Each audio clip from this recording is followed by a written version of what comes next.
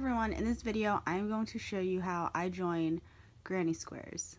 So basically what you want to do is lay your squares in the layout you want and then grab two of them and put the faces together so the backs are outward. So grab your yarn that you're using to attach. I would usually use just this red color, but for tutorial purposes I'm going to show you with the white so you can see better. So what you're going to want to do is find your corners. So here's a corner, and then behind here is that corner, and in this corner there are two chains that is making the corner. So I'm gonna place my hook into this chain here because this chain is for this edge and then this second chain is for this edge. So go ahead and insert that into just one loop and then go ahead and do that for the second square in the back.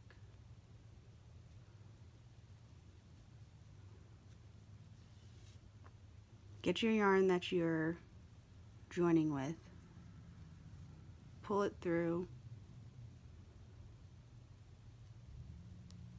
and chain one to secure it, and then you could pull this tail tight if you want. So that is just securing the yarn in, and then in that same space where we just attached, so this is one loop for the first square, this is the second loop for the back square, we're going to single crochet.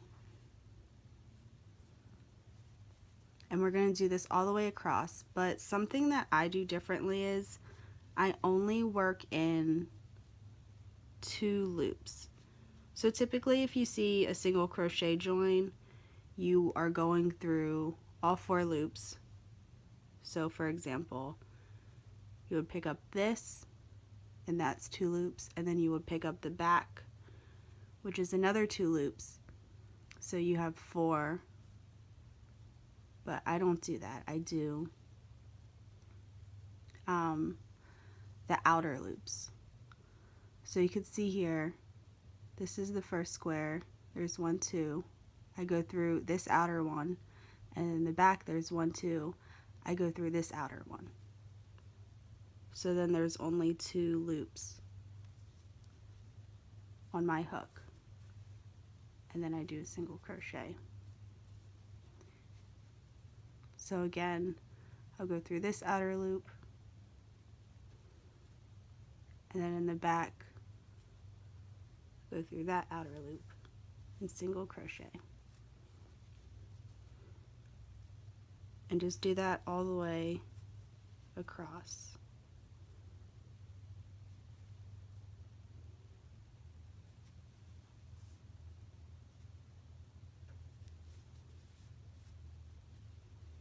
And here you can see this is where I fastened off. You have to be careful because sometimes you want to put an extra single crochet in here, and then it'll kind of mess up the count for the rest of it and you won't have it even.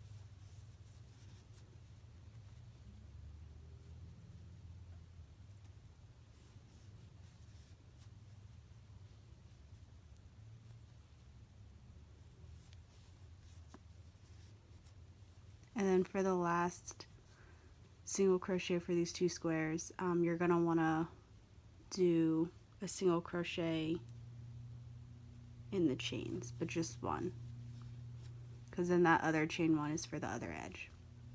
So you'll most likely have more granny squares to pick up and join, and I have two here. You will basically just pick them up, and just like we started this first square, you would start in the chains. So you would insert your hook,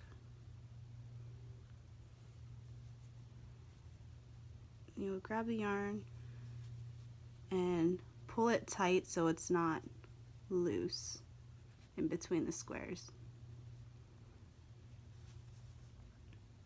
And then you would just continue to single crochet all the way across. And then you would just keep doing that for all the squares you need in that particular row. And then you just fasten off, leave a little bit of a tail so you could weave in. So I'm going to show you what it looks like when you open it.